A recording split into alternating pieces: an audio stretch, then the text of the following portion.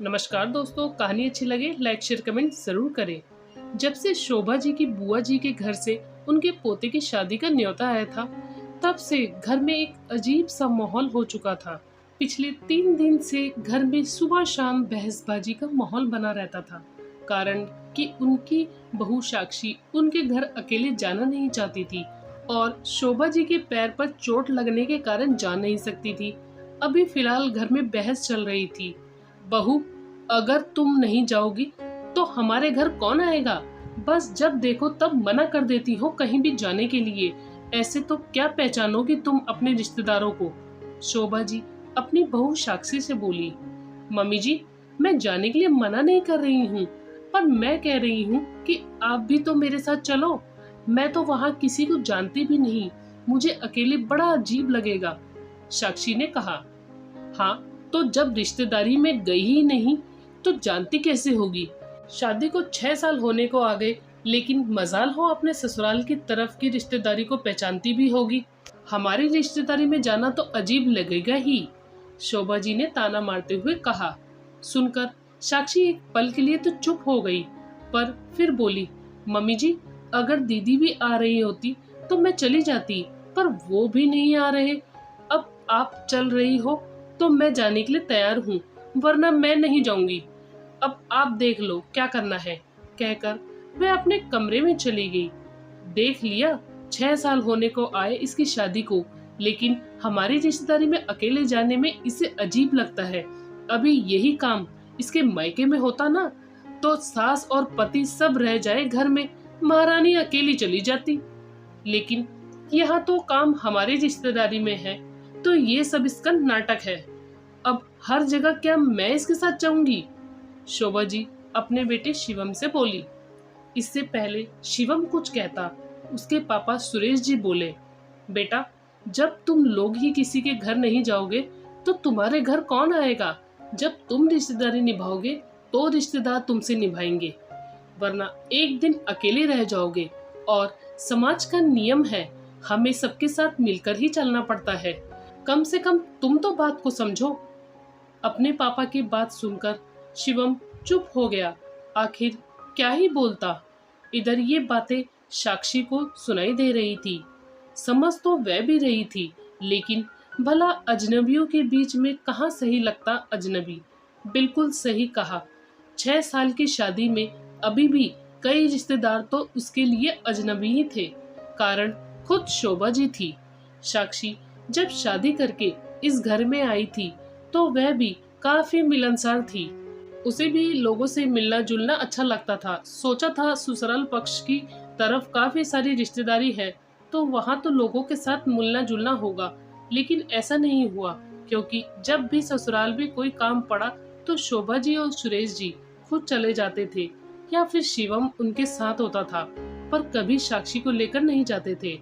साक्षी की शादी को 2 साल तक तो एक ही बहाना था, हमारे घर के सब लोग चले जाएंगे तो पीछे घर कौन संभालेगा? अब हमारा जाना तो जरूरी है, इसलिए बहू को ही रुकना पड़ेगा। लेकिन जब साक्षी के बच्चे हो गए तो उसके बाद बहाना बदल गया।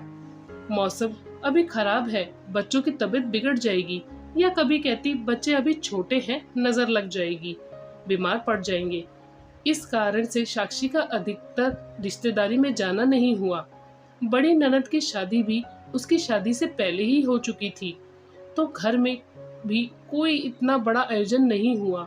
हाँ, जब बच्चे हुए थे तब छोटा सा आयोजन किया था, जिसमें सिर्फ खास रिश्तेदारों को ही बुलाया गया था। अभी पिछले महीने मौसी सास के बेटे की शादी थी, तब उन्होंने घर आकर न्योता दिया था और खासकर कहा था, बहू तुम कहीं आती जाती नहीं हो, पर हमारे यहाँ जरूर आना। हमारे परिवार के लोग भी कहने लग गए हैं कि तुम्हारी दीदी की बहू तो कहीं आती जाती ही नहीं है। तब साक्षी अपने बच्चों को लेकर गई थी। शोभा जी तो खुद वहाँ 5 दिन से रुकी हुई थी। उसकी ननद के बच्चों के पेपर थे, इसलिए वे पहले नहीं जा पाई थी। लेकिन बारात वाले दिन जब यहाँ से उसकी ननद शादी के लिए रवाना हुई थी, तब साक्षी उसके दोनों बच्चों को लेकर उनके साथ ही गई थी। वहां पहुंचकर भी उन लोगों ने बस खास लोगों से मुलाकात की और फटाफट खाना खाया और घर रवाना हुए थे। लेकिन इस बार शोभा जी के परिवार में शादी थी। शोभा जी इस बार भी जाने को तैयार थी, लेकिन सीढ़ियों से फिसल जाने के कारण उनका पैर फ्रैक्चर हो गया। इस कारण उनका जाना कैंसिल हो गया और उन लोगों ने निर्णय लिया कि इस बार शिवम और साक्षी शादी में जाकर आ जाएंगे। अब साक्षी वहाँ किसी को ज्यादा जानती भी नहीं, तो वे अकेली वहाँ क्या करती। ये सोचकर साक्षी ने मना कर दिया। उसके बाद ही ये बहस हुई थी। दिन में शोभा जी ने अपनी बेटी को फोन कर घर पर बुलाया और उससे कहा, बेटा अगर तेरे पास वक्त हो तो तू देख ले, शिवम और साक्षी के साथ चली जा। अगर वहां नहीं जाएंगे तो अच्छा नहीं लगेगा। पर मम्मी आपको पता है ना, मेरा जाना नहीं हो पाएगा। कोई 1 या 2 घंटे की बात होती तो समझ में भी आता है, पूरे दिन के लिए कहाँ जाना हो पाएगा। प्रिया ने अपनी लाचारी जताते हुए कहा, बेटा मैं समझ रही हूँ तेरी बात को, लेकिन तू भी तो समझ, ये तेरी भाभी तो जाने का नाम ही नहीं ले रही है। कह रही है कि मैं उनको जानती तक नहीं, मेरा मन नहीं लगेगा और मौसा जी और मौसी जी अपने अपने में बिजी हो जाएंगे। वहाँ अब रिश्तेदारी में ये जाना ही नहीं चाहेगी तो कैसे पहचान होगी। फिर कहती है कि मैं किसी को पहचानती नहीं हूँ। अब इसके मायके में कोई प्रोग्राम होता तो फट से चली जाती। शोभा जी साक्षी पर तंज कसते हुए बोली, मम्मी अपने मायके में तो वह सबको जानती है इसलिए वहाँ जाती है। अब इसमें भाभी की क्या गलती है। शादी के इतने सालों में ये रिश्तेदारी में गई कब है। ननद ने साक्षी का पक्ष लेते हुए कहा, अरे तो कोई हमने मना किया था क्या इसे जाने के लिए। जाए तो सही ना, कोई बच्ची थोड़ी ना है जो हाथ पकड़ कर ले जाए। शोभा जी ने कहा, बस करो मम्मी, जब आप खुद लेकर नहीं गए तो उसमें बहू की गलती क्या है। ये आपकी जिम्मेदारी थी कि आपके रिश्तेदारी में बहू को आप लेकर जाती। आप तो उसे कभी लेकर नहीं गई। कभी बच्चे छोटे हैं, कभी घर पर कौन रुकेगा। हर बार कुछ न कुछ कहकर अपनी भाभी को घर पर ही रोका और फिर अब सुना भी भाभी को ही रही हो। ये तो गलत है। अपनी बेटी के मुंह से खरी खरी बात सुनकर शोभा जी चुप हो गई। ये देखकर उसने कहा, आप चाहो तो पापा शिवम और साक्षी को बच्चों के साथ वहाँ थोड़ी देर के लिए भेज दो, तब तक मैं आकर संभाल लूंगी। आपके पैर में फ्रैक्चर है तो ये जरूरी नहीं कि पूरे दिन ये लोग वहाँ रुके।